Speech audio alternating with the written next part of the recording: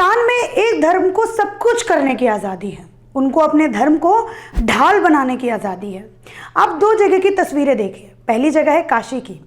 जहाँ पे शायद पहली बार ऐसा हो रहा है कि घाट पे सिवाय पक्षी के आपको कुछ भी नहीं दिखाई देगा, एक इंसान भी वहाँ पे घूमता हुआ आपको नज़र नहीं आएगा, जो ये साफ दर्शाता है जहाँ के सांसद हैं हमारे प्रधानमंत्री, उस शहर में किसने अच्छे तौर पे लॉकडाउन का पालन हो रहा है। अब ये दूसरी तस्वीर देखिए,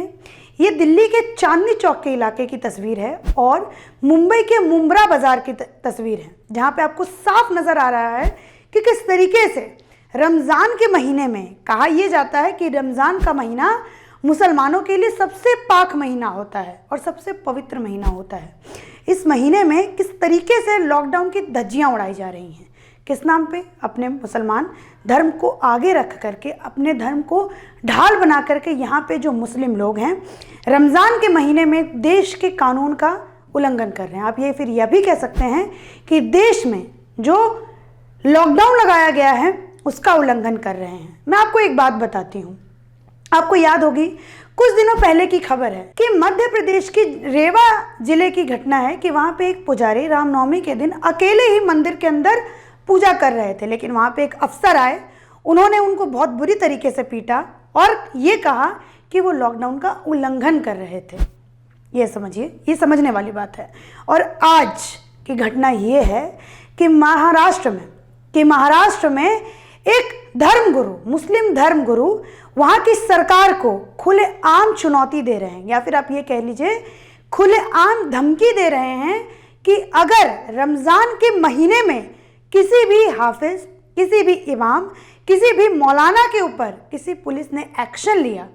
ये बताते हुए कि वो मस्जिद में नमाज पढ़ने जा रहा था या फिर वो किसी भी तरीके का लॉकडाउन का उल्लंघन कर रहा था रमज़ान के महीने में, तो शायद ये बहुत बुरा होगा और देश में इसका बहुत ही ज़्यादा गलत प्रभाव देखने को मिल सकता है। यहाँ पे आप साफ साफ देख सकते हैं कि एक पुजारी को पीटना सही है, लेकिन एक धर्मगुरु खुले तौर पे, खुलेआम सरकार को चुनौती दे रहा है। और वहाँ की सरकार, उद्धव ठाकरे की सरकार, जिसको ये कहा जाता है कि शिवसेना जो पार्टी है, बाला साहब ठाकरे के समय में वो कही जाती थी कि वो शेरों की पार्टी है, बब्बर शेरों की पार्टी है, और ये हिंदुओं की रक्षा के लिए हमेशा खड़े हैं और हमेशा हिंदुओं के हित में बात करते हैं। लेकिन आज वो ऐसे धर्मगुरुओं को कुछ नहीं कर पा रहे हैं और उन्हीं के प्रदेश में आज से 10 दिन पहले 2 साधुओं की निर्मम हत्या भी कर दी गई थी। और इन्वेस्टिगेशन के नाम पे उद्धव ठाकरे ने केवल मात्र 2 पुलिस अफसरों को सस्पेंड किया था और ना ही उन्होंने उन एमएलए के ऊपर कार्रवाई करी, ना ही उन एमएलए के ऊपर जांच बिठाई जो कि उसमें सबसे ज़्यादा सक्रिय था और सबसे ज़्यादा उन्हीं एमएलए का नाम था, और वो एमएलए थे एनसीपी के। और जो एनसीपी और कांग्रेस के साथ शिवसेना ने मिलकर के गठबंधन के साथ सरकार बनाई, जो सरकार आज ये नज़र आ रही है कि सिर्फ और सिर्फ 2 पार्टियों से चलाई जा रही है, कांग्रेस और एनसीपी। क्योंकि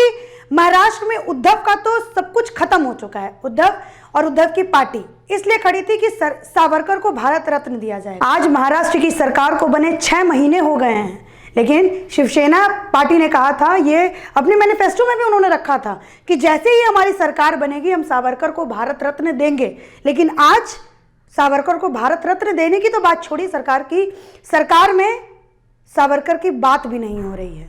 मुस्लिम आरक्षण के लिए शिवसेना हमेशा लड़ती हुई आ रही थी, कांग्रेस पे हमेशा मुस्लिम आरक्षण को लेकर निशाना साधती थी। लेकिन आज जैसे ही सरकार बनी महाराष्ट्र के अंदर उद्धव ठाकरे की, सोनिया गांधी की और शरद पवार की, वैसे ही मुस्लिमों को 5% का आरक्षण दिया गया, जो कि ये साफ दिखाता है कि महाराष्ट्र में केवल मात्र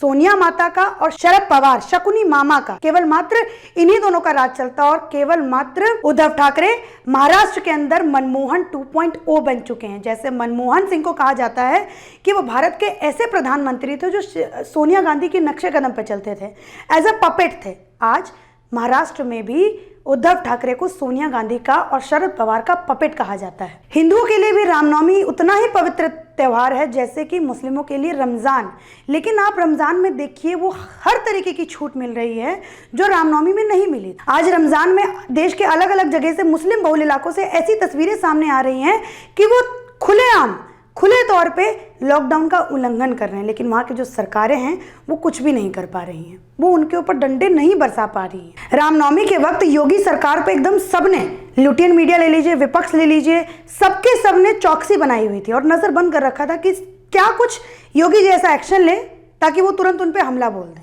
क्या कुछ ऐसा योगी जी रामनवमी में कर दें कि वो सारे के सारे को एक मुद्दा मिल जाए कि वो योगी सरकार पे, हिंदुत्व पे और भगवा पे हमला बोल सके। लेकिन आज जब रमजान में एक मुस्लिम धर्मगुरु खुले तौर पे सरकार को चुनौती दे रहा है, वहाँ के उद्धव ठाकरे, वहाँ के मुखिया को सीधे सीधे कह रहा है कि अगर आपने, पुलिस वालों ने अगर किसी भी तरीके का एक्शन लिया तो इसकी बहुत बुरी हालात उनको भुगतना पड़ सकता है। और तो और उस धर्मगुरु ने यह भी मांग करी कि महाराष्ट्र पुलिस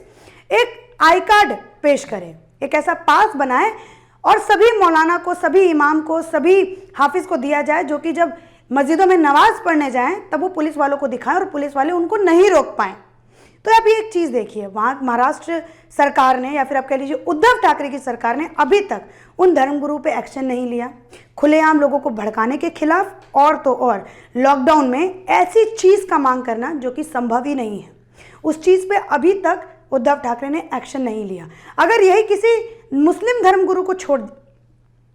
अगर यही कोई मुस्लिम धर्मगुरु ना कह के हिंदू के धर्मगुरु कहते, या फिर कोई सनातन धर्म को मानने वाला अगर कोई व्यक्ति अगर ये चीज़ कह देते, तो शायद आज सारी लुटेंस मीडिया, सारे विपक्ष उन पर टूट जाती कि आज मोदी सरकार के वक्त में ऐसा कुछ हो रहा है। अब मौलाना साद पे आ जाते हैं, जो अभी से कुछ दिनों पहले बहुत ही ज़्यादा चर्चित थे और अभी उनके ऊपर मनी लॉन्ड्रिंग एक्ट के हिसाब से उनके ऊपर आरोप भी लगा है।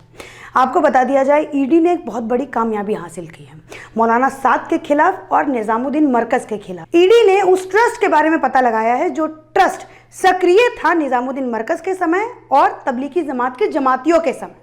ईडी ने एक ट्रस्ट का पता लगाया है, आसिफ उल उल्म का खाता बैंक ऑफ इंडिया में भी बताया जा रहा है और बताया ये जा रहा है कि इस अकाउंट से करीबन 90 लाख रुपए विदेश में ट्रांसफर हुआ था। अब ये जो लोग कहते हैं कि तबलीगी जमात को निशाना क्यों साधते हैं, तबलीगी जमात पे ही सारे आरोप क्यों लगते हैं, तबलीगी जमात एक पवित्र चीज़ है, तो पवित्र चीज़ से 90 लाख रुपए भारत से विदेशों में क्यों ट्रांसफ़र हुआ और इस खाते की जानकारी सबसे क्यों छुपाई हुई थी। और मौलाना साद जब ये मनी लॉन्ड्रिंग का केस लगा तो वो छुप करके क्यों बैठे हुए थे। ये सारे सवाल खड़े होते हैं मौलाना साद के ऊपर, निजामुद्दीन मरकज के ऊपर, और आप मेन कहिए तो तबलीगी जमात के ऊपर ये सारे सवाल खड़े होते हैं कि 90 लाख की रकम